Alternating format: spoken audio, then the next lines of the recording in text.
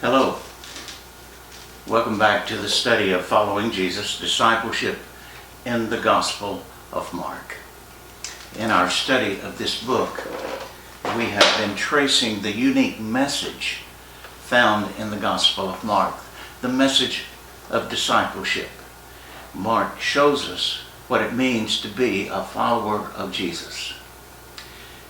Our study has brought us to the very core of that teaching, the teaching found in chapters 8, 9, and 10. Three different teachings about discipleship. Last session, we looked at the first of those teachings found in Mark 8, where Jesus said, if any would become my disciple, let them deny themselves, take up their cross, and follow me. To take up the cross is to consciously reject the way the world trained us to think and live. It is to turn our back on, to live as an insurrectionist against the merit-based hierarchical thinking of the world. To follow me is to intentionally live in relationship with Jesus, allowing Jesus to teach us a different way of thinking and living, the ways of the kingdom. As we learn the ways that Jesus taught, our thinking then begins to be shaped by the character of God and the ways of God, so that our living then begins to be patterned after the ways of God.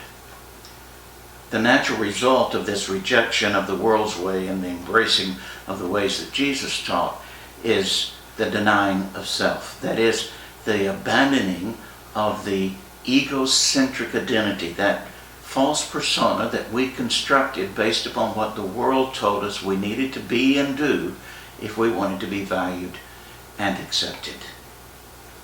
And so to deny self is to abandon that, to turn loose of that identity so that we can discover who it is that God created us to be. The next two teachings, one in chapter 9 and one in chapter 10, build on this foundational understanding of what it means to be a follower of Jesus. They give clarity to that which Jesus teaches us. The first of those teachings is found in the end of chapter 9.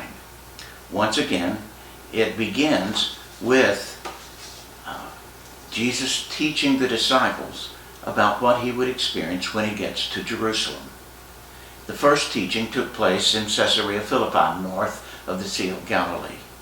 Jesus and the disciples now are making their way south on their way to Jerusalem. And this second teaching takes place in Capernaum, in the region of Galilee. In Mark chapter 9, verse 30. Now they went on from there and passed through Galilee, but Jesus did not want anyone to know it, for he was teaching his disciples, saying to them. The phrase "he was teaching" carries the implication that Jesus was repeatedly teaching the disciples what to expect when they reached Jerusalem, that there he would suffer and die and then be raised again. He said to them, "The Son of Man is to be betrayed into human hands. They will kill him, and 3 days after being killed, he will rise again." But his disciples did not understand what he was saying, and they were afraid to ask him. Once again, the biblical writer underscores the inability of the disciples to understand the teachings of Jesus. Although they can see, they recognize that he is the Messiah, they still do not see clearly. Their thinking is still shaped by the leaven of the Pharisees and the leaven of Herod. They think in terms of merit-based, hierarchical, us-them thinking. The inability of the disciples to understand Jesus' teachings is reflected in the story that follows. Verse 33.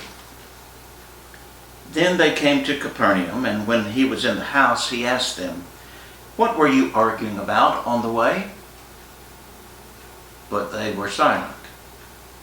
For on the way they had argued with one another who was the greatest. Their argument reflects this merit-based hierarchical thinking. it reflects their egocentric identity. They are engaged in this comparing and competing game in an attempt to gain status over the others. Who is better than? Who is less than? The argument arose out of the transfiguration experience that had just occurred and recorded earlier in chapter 9. You remember that Jesus chose Peter, James, and John, 3, to go with him onto the mountain. That suggested to the other 9 that these 3 were Jesus' inner circle. And the argument was, which of those 3 is the greatest? And it could be that the other 9 were offended and were arguing, well, I'm just as good as them. What makes them better than me? Comparing and competing. Better than, less than thinking. All of it an expression of the egocentric identity. Out of that interaction, Jesus then teaches another thing of what it means to be the follower of Jesus. In Mark 9, verse 35, Jesus sat down and called the 12 and said to them, whoever wants to be the first must be last of all and servant of all. Jesus did not rebuke them for arguing about greatness. Rather, what he did was to change the standard by which greatness would be judged. In the merit-based hierarchical thinking of the disciples, greatness was determined by who was better than the other and by what position they had in the hierarchy. How high up were they in the hierarchy, and what status and standing, power and prestige did they enjoy? Jesus said that in the kingdom, as a follower of Jesus, greatness is determined by something radically different. Greatness in the kingdom is determined by the servant spirit. Greatness is reflected in the willingness to be the servant of all, not just a few, but of all. You see, in the hierarchical world, we're willing to serve, to be a servant, to those above us. By serving those above us, we gain something from them. We gain their favor, and we gain standing, increased standing and status. But in the kingdom, we are servants of all. The servant spirit is expressed in embracing all, not just those above us in the hierarchy. In the kingdom, as a follower of Jesus, greatness is expressed in the servant spirit. Now, to drive home that point, Jesus then took a child. Verse 36. Then Jesus took a little child and put it among them, and taking it to his arms, he said to them, whoever welcomes one such child in my name welcomes me. And whoever welcomes me welcomes not me, but the one who sent me. To understand this illustration, here's how the servant spirit is expressed. We must understand the status of child in that culture.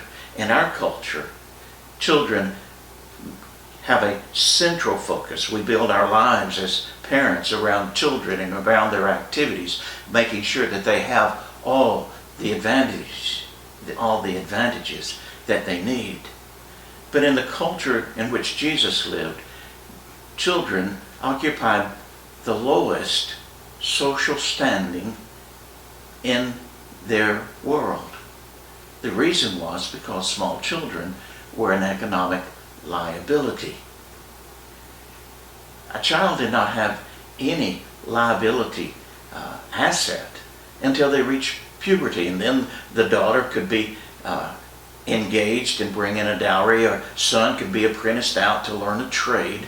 But until then, children were economic liabilities, and thus they occupied a low social standing. In fact, a slave had a greater standing socially than children because slaves had economic value. Jesus took someone who was on the lowest echelon socially and welcomed the child and said to the disciples, the servant spirit is expressed and how you embraced all people, including those who are on the lowest socioeconomic level.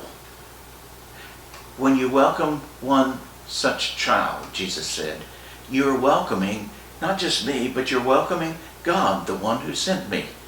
To welcome means to view and value that one as a beloved child of God, and to treat them with the dignity and respect of a beloved child.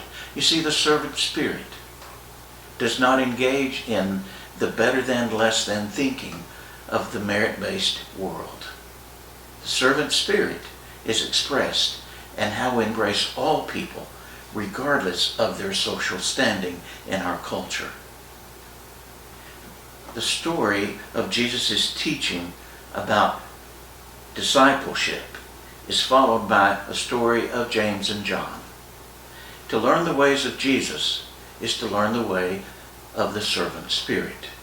James and John encountered a man who was casting out demons in Jesus' name. The problem was he wasn't a part of that group of disciples that James and John were a part of. And so they rebuked the man and told him to stop. They were engaged in us-them thinking. And Jesus rebuked them and said, if he's not against us, he's for us, and he's not far from the kingdom. You see, the servant spirit is expressed not just in how we embrace all people, regardless of their social standing, but the servant spirit is also expressed in how we embrace those who are outside of our inner circle, those who are not a part of our group, because the servant spirit refuses to engage in the us-them thinking of the merit-based world. The story of James and John is followed by a strange teaching about cutting off your hand or plucking out your eye. The teaching is hyperbole, intentional exaggeration intended to make a point. It is not to be taken literally. What Jesus was talking about was the radical self-discipline that is required, that is needed to live as his follower. A radical self-discipline that is rooted in a deep commitment to learning a different way of thinking and living.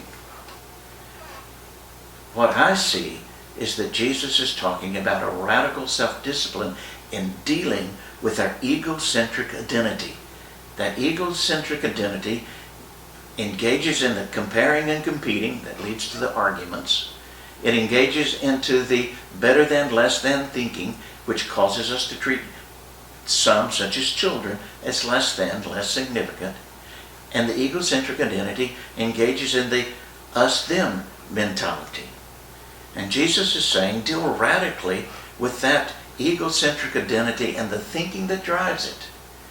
And if there's something about your appearances that you use to build up, prop up that egocentric identity, be radical in the way that you treat those appearances so that it doesn't define who you are. Or if that egocentric identity is based upon your accomplishments, your hand, then deal radically with it so that your sense of who you are is not based upon either your appearances or your accomplishments. Be radical in the way that you deal with the egocentric identity. The servant spirit is expressed in a radical commitment to learning the ways of God that Jesus taught, that is expressed in radical self-discipline to manage that egocentric identity. In chapter 10, some Pharisees seek to test Jesus. They engage him, try to get him involved in a controversy over the issue of divorce. In their world, there were two understandings about divorce. One allowed divorce in the case of unfaithfulness, adultery. There were others who said a divorce was allowed for any reason in which the husband found something wrong with the wife. The Pharisees attempted to draw Jesus into that controversy. The gospel writer says, in order to test him. But Jesus refused to engage in that kind of controversy, in that kind of argument. Instead of taking a side, he said the whole issue of divorce is rooted in the hardness of your heart. It is what is in the heart that is the real problem. And Moses allowed divorce because of the hardness of our heart. But God's intent was a oneness. The two shall become one. Now, in this story of the divorce controversy, I see another way that the servant spirit is expressed. The egocentric identity engages in judging and condemning those who fail. It is a way of establishing the better than, less than postures and position on the hierarchy.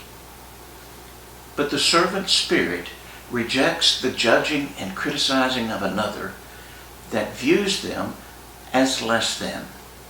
The servant spirit is expressed in how we treat those who fail and those who fail to measure up to the expectations. The controversy about divorce is followed by the story of Jesus and the children, a very familiar story. People were bringing little children, the text says, to Jesus in order that Jesus might touch them. But the disciples spoke sternly to them. The disciples rebuffed those people trying to bring children to Jesus. Can you think of any other group, any other person that the disciples refused to allow access to Jesus? The disciples' behavior is rooted in that which we've already discussed, that the children had no social standing. As a result, in the mind of the disciples, children had nothing of benefit to offer Jesus. If a blind man, if a sick person, if a demon-possessed person came to Jesus, there was benefit for Jesus, or at least in the disciples' mind, in allowing them access to Jesus, because their healing would increase Jesus' fame and reputation. But welcoming children would do nothing for Jesus' reputation. The disciples continued to operate out of that egocentric identity that thought in terms of better than and less than. And I see in this that the servant spirit is expressed in the refusal to use other people for our ends and our agendas. The servant spirit is expressed in being interested in people for who they are, not what they can do for us. So Jesus rebuked the disciples and said, "Let the little children come to me. Do not stop them. For it is to such as these that the kingdom of God belongs." Little children have yet to develop this persona, constructed self based upon the world's values. They have yet to live out of the egocentric identity. To be in the kingdom, to be a follower of Jesus, is to surrender that egocentric identity. The final story in this second series of stories in Mark 9 and 10 is the story we call of the rich young ruler. A young man comes to Jesus wanting to be his follower, but he's wealthy. He has done everything right. He's kept all of the commandments. And Jesus, the scripture says, loved him and said, "Now go and sell what you have and give to the poor." But the man went away. Sadly, but he still went away because he had much wealth. This man is an example of the egocentric identity and what we use to establish that sense of value and standing in the world's eyes. This man used his wealth, his financial standing, to have as the basis of his identity, of this egocentric self. And to give away his wealth to help others would be to give away and surrender the very essence of who he understood himself to be. It would be to lose the constructed self, that false persona that he had built in the world's eyes. You see, the servant spirit is only possible when we surrender the egocentric identity, deny self. And the servant spirit then is expressed in how we use our money, not to prop up our sense of egocentric identity, but rather we use our money to help those in need. We use our money to help those who have less than we have.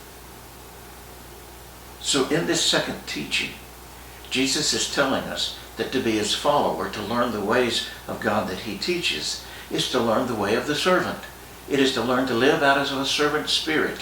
And that servant spirit is to be expressed in how we treat people at all levels of social standing, rejecting the better than, less than thinking.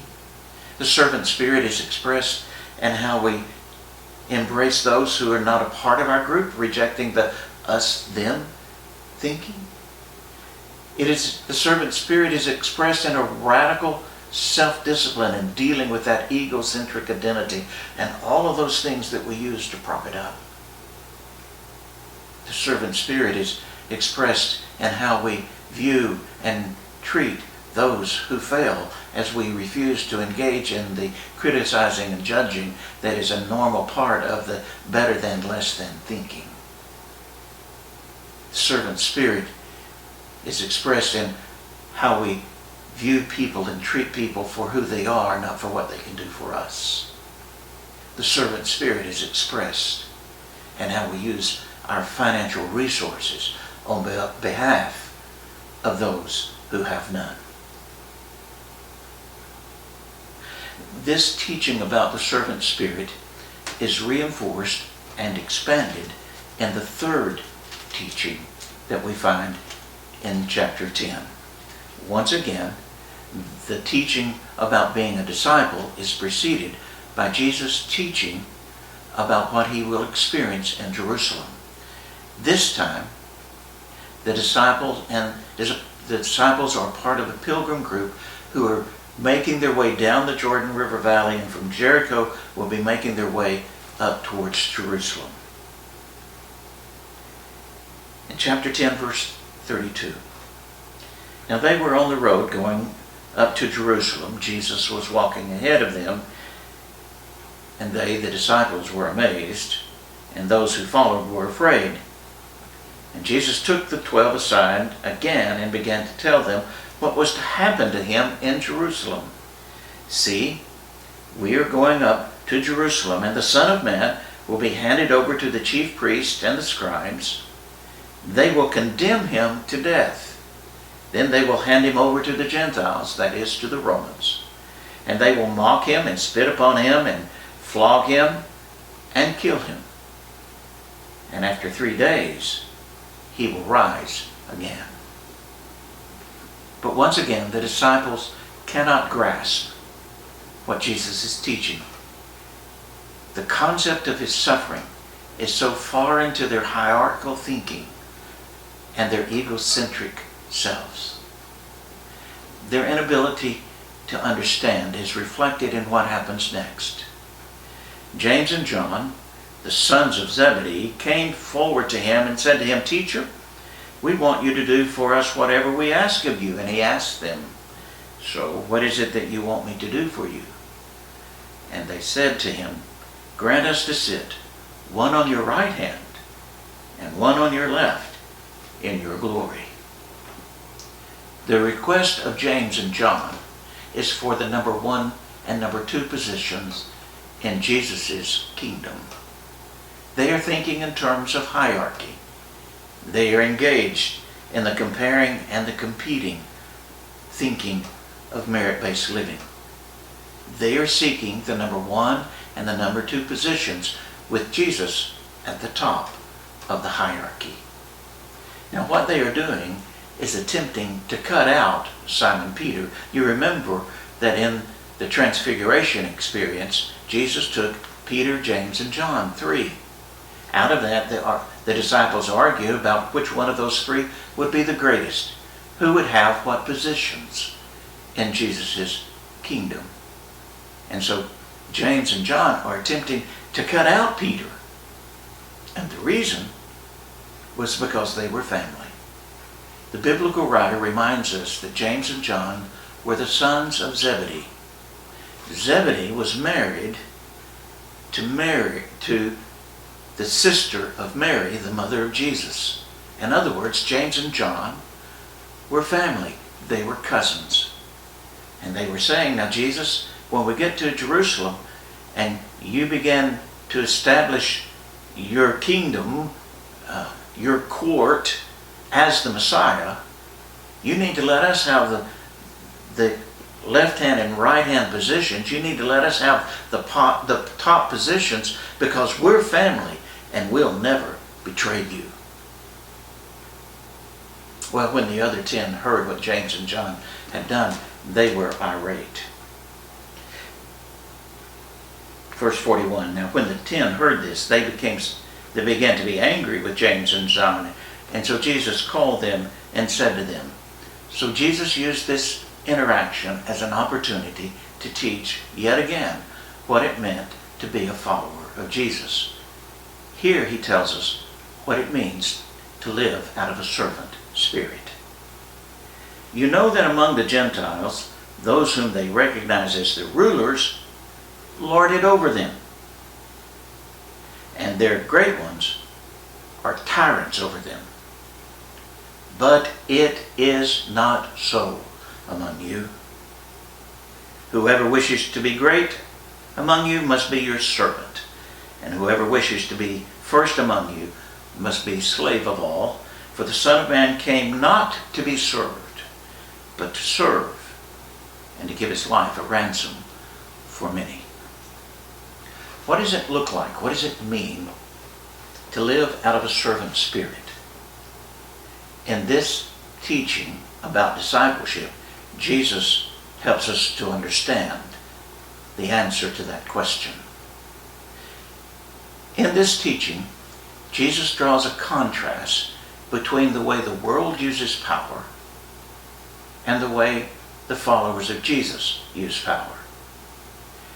In the kingdom, power is used the way Jesus uses power, which is the way God uses power.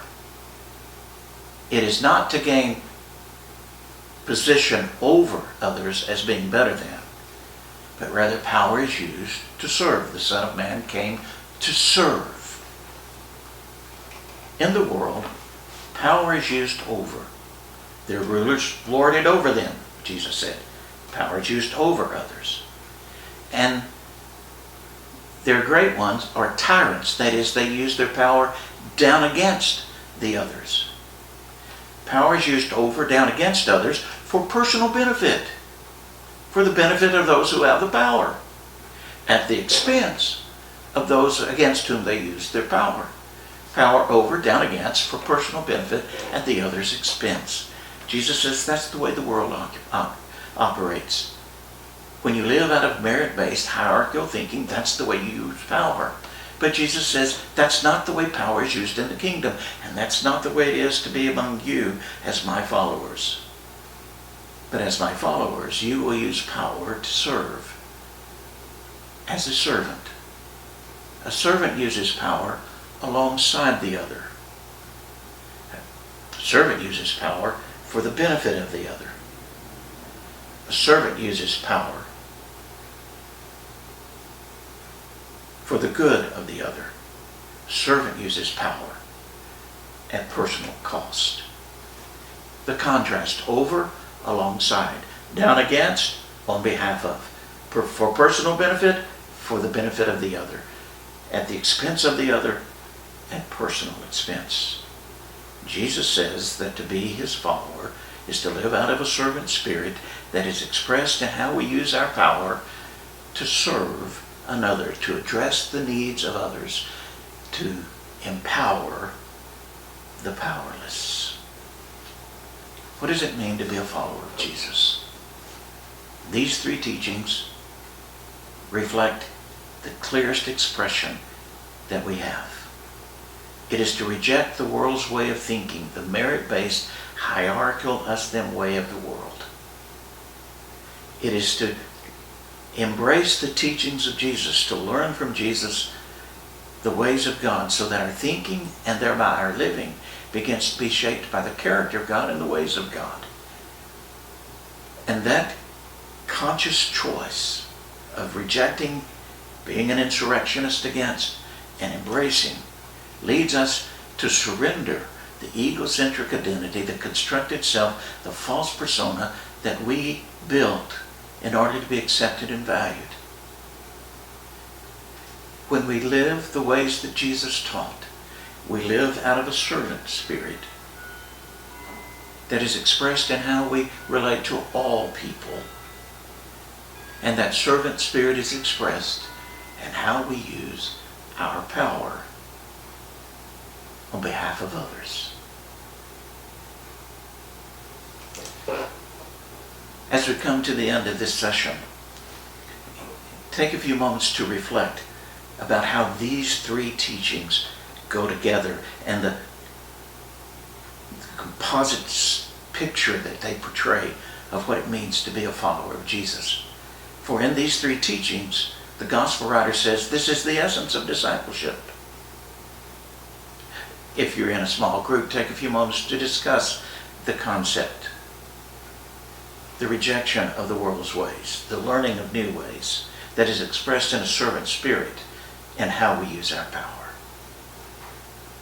How does that understanding match your understanding of what it means to be, quote, a Christian, end quote? How do you live this understanding out?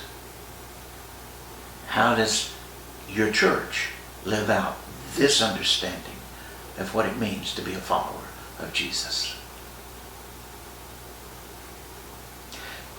I look forward to gathering with you again for our next session as we continue our study of the book Discipleship, Following Jesus, Discipleship in the Gospel of Mark, as we continue our study of the Gospel of Mark, exploring what it means to be a follower of Jesus.